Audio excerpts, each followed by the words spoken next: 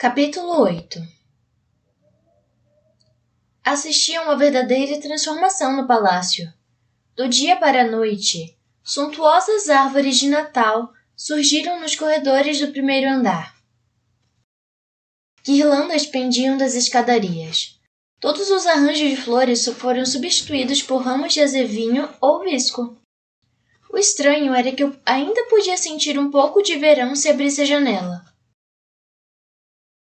Fiquei pensando se o palácio conseguiria fabricar neve. Talvez, se eu pedisse, Maxon cuidaria disso. Ou talvez não. Passaram-se dias. Tentava não me irritar ao ver Maxon fazer exatamente o que eu tinha aconselhado. À medida que as coisas esfriavam entre nós, mais eu me arrependia do meu orgulho. E ficava me perguntando se aquilo teria acontecido de um jeito ou de outro. Será que eu estava destinada a falar a coisa errada? A fazer a escolha errada? Por mais que eu quisesse Maxon, nunca seria capaz de me controlar o suficiente para termos uma relação de verdade. Toda essa história me deixava cansada. Era o mesmo problema que me rondava desde que Espen chegara ao palácio. Eu sofria, dividida, confusa. Passei a dar voltas pelo palácio durante as tardes. Com o jardim interditado, o salão das mulheres ficava sufocante demais. Foi numa dessas caminhadas que senti a mudança.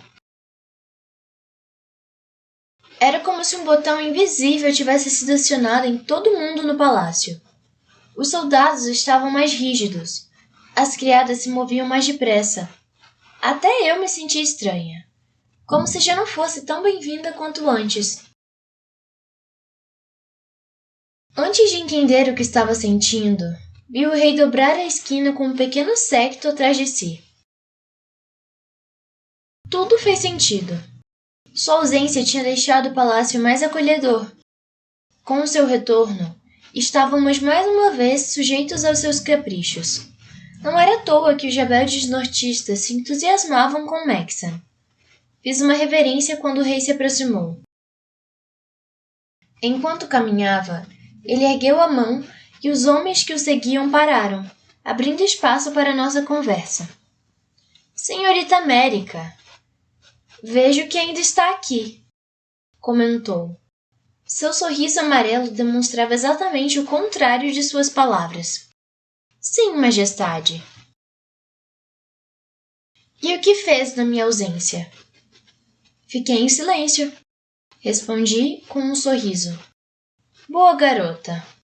Ele retomou a caminhada, mas então se lembrou de algo e voltou. Fui informado de que, entre as garotas remanescentes, você é a única que ainda recebe dinheiro pela participação. Elise abriu mão voluntariamente de sua pensão assim que os pagamentos foram suspensos para quem era 2 ou 3. Não fiquei surpresa.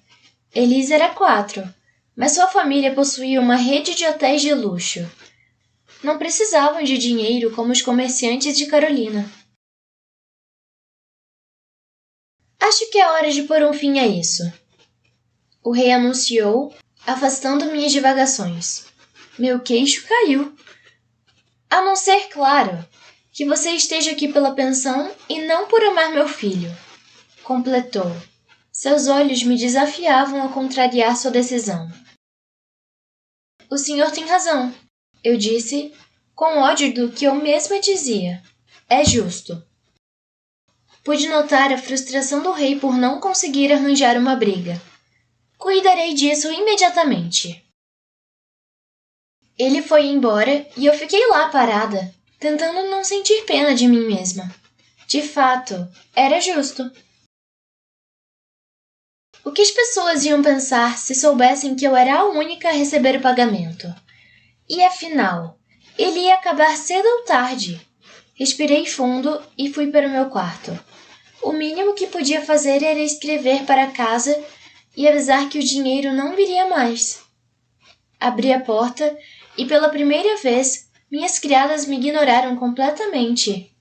Anne, Mary e Lucy estavam num canto distante, reunidas em volta de um vestido que pareciam trabalhar. e discutiam sobre o andamento da costura. Lucy, você disse que terminaria a bainha ontem à noite. Anne falou. Saiu até mais cedo para isso. Eu sei. Tive que fazer outra coisa. Posso terminar agora. Ela disse, com olhos suplicantes. Lucy já era um pouco sensível, e eu sabia que o jeito rígido de Anne às vezes a magoava. Pois é, você precisou fazer outras coisas várias vezes nos últimos dias, Anne comentou. Mary estendeu as mãos.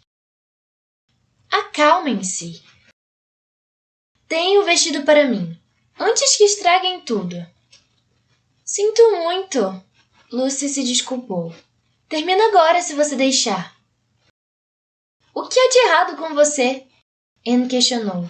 Tem estado tão estranha. Lucy levantou a cabeça, com olhos arregalados. Qualquer que fosse seu segredo, dava para ver que ela estava apavorada diante da perspectiva de revelá-lo. Tossi de leve. As três imediatamente se viraram para mim e fizeram uma reverência. Não sei o que está acontecendo, eu disse, me aproximando. Mas duvido que as criadas da rainha discutam desse jeito. Além disso, estamos perdendo tempo aqui se há trabalho a ser feito. Anne, ainda zangada, apontou o dedo para Lucy e começou. Mas ela... Fiz um gesto sutil com a mão e ela voltou a ficar em silêncio. Funcionou tão bem que até eu me surpreendi. Sem discussão. Lucy, por que você não vai terminar o trabalho no ateliê? Assim todos teremos tempo de pensar um pouco. Contente, Lucy pegou o vestido e quase saiu correndo de tão agradecida que estava com a chance de escapar. Anne, de cara fechada, apenas a observou partir. Mary parecia preocupada, mas prontamente voltou ao trabalho sem dizer uma palavra. Levei alguns minutos para perceber que o clima no meu quarto estava pesado demais para me concentrar. Peguei papel e caneta e resolvi voltar para o andar de baixo.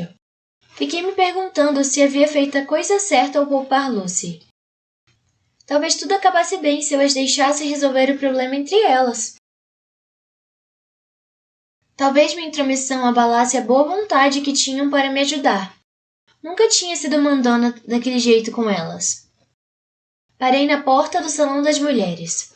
Talvez lá também não fosse o melhor lugar para ficar.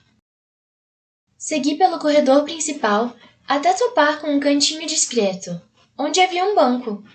Pareceu bom. Corri até a biblioteca para apanhar um livro e voltei para lá. Estava praticamente escondida atrás de um vaso enorme de plantas. A ampla janela dava para o jardim, e por alguns instantes, o palácio já não parecia tão pequeno.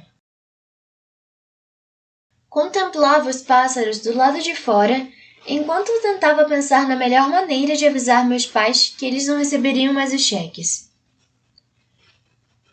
Maxon, nós não podemos ter um encontro de verdade? Em algum lugar fora do palácio? Reconheci no ato a voz de Chris. Talvez o Salão das Mulheres não estivesse tão cheio. Pude perceber que Maxon sorria quando respondeu. Eu bem que gostaria, querida, mas seria complicado mesmo que as coisas estivessem tranquilas. Queria vê-lo em algum lugar onde você não fosse o príncipe. Ela resmungou, fazendo charme. Mas eu sou o príncipe em todo lugar.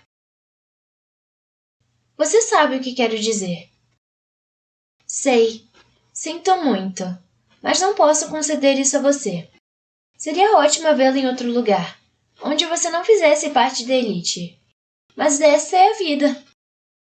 Seu tom de voz ficou mais triste. Você se arrependeria?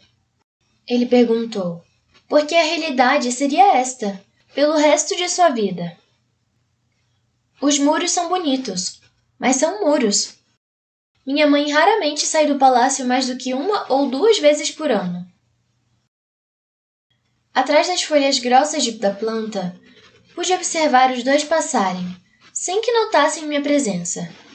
E se você acha o público invasivo agora, saiba que será muito pior quando você for a única garota que terão para acompanhar. Sei que seus sentimentos por mim são profundos. Sinto todos os dias, mas e todos esses inconvenientes da minha vida? É isso mesmo que você quer? Os dois pareciam ter parado em algum lugar do corredor, pois a voz de Maxon continuava no mesmo volume. Então Chris respondeu. Maxon Shreve, do jeito que você fala, parece que para mim é um sacrifício estar aqui. Mas eu agradeço todos os dias por ter sido escolhida.